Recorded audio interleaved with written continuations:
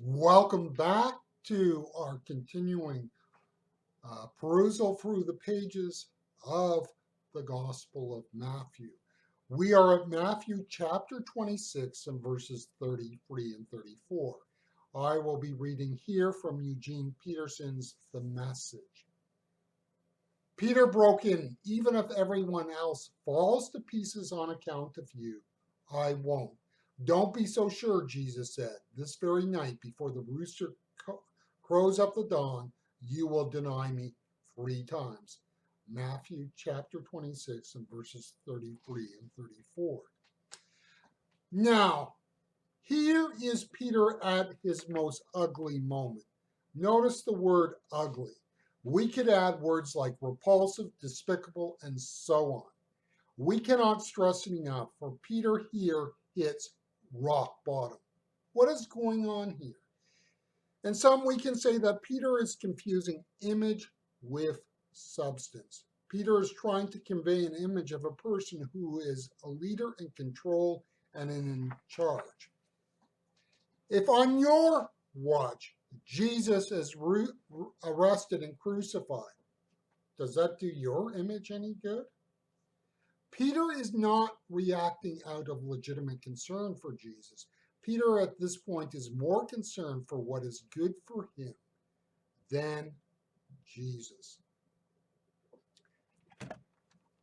Now, let me take something from personal experience and apply it to this, because that's how I kind of work.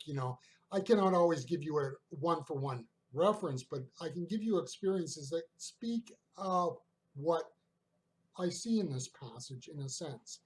And this goes back a number of years, in fact, a couple of decades plus at this point, to a church service I went to. And this service was designed to be a launch service for a handful of people who are going out into different communities to plant churches. It was a way of rallying churches around these individuals to provide some support and encouragement, and in that sense provided some enthusiasm and excitement within the church community.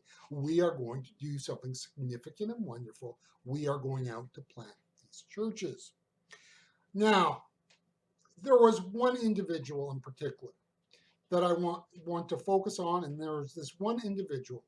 And when you went through this service, there was a sense in which he was saying the right things. He was giving the right tone. But it was more than that. He was absolutely cocky. He was absolutely gung-ho for this. Let me at it. I'm going to seriously make this happen, in the vernacular of the day. I'm going to kick some butt, if I could put it that way. That sort of, I'm going to take charge, I'm going to make this happen, and this is going to be.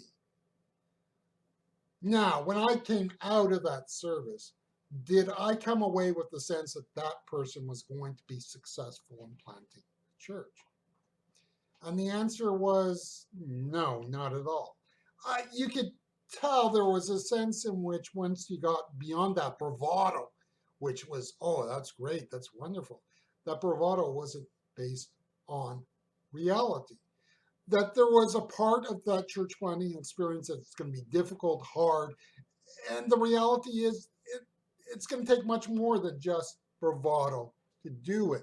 What was missing was a real appraisal of that situation.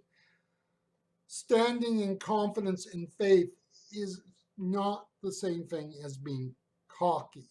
Now, as an aside here, the reality is that person lasted, I think, something like 6 months in the community that he was to go plant a church. Was I surprised? No. In the church, we do not always want the reality of faith. Did you hear that? In the church, we do not always want the reality of faith. Peter, example number 1.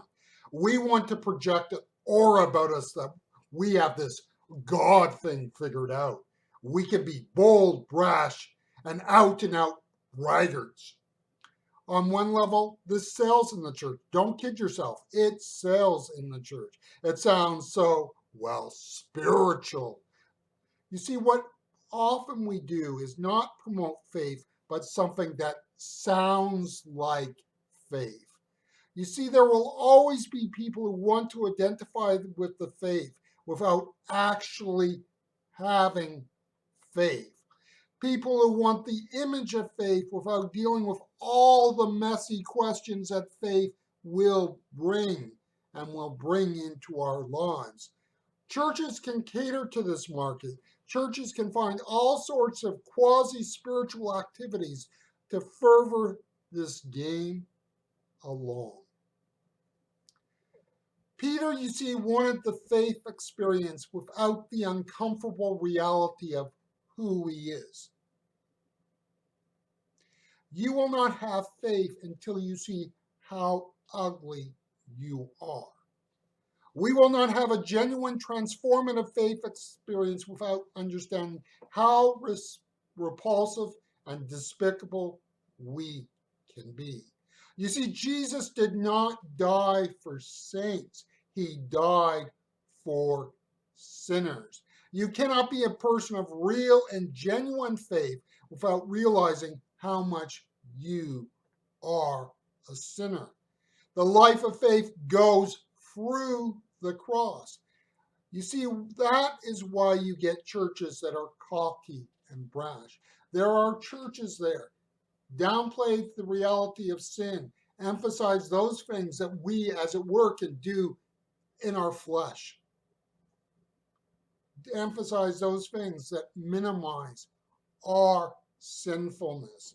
There is always a market for a faith that does not deal with my sins. Peter would not become a great man of faith and a person of faith until he saw how great a sinner he was. In other words, until Peter got a full sense of who he was in relationship to Jesus, he was not able to go forth and be the great leader of God he would become. I do not know about you, but everything within me rebels against this. No, no, no. But this is what Peter did, and this is what we must do.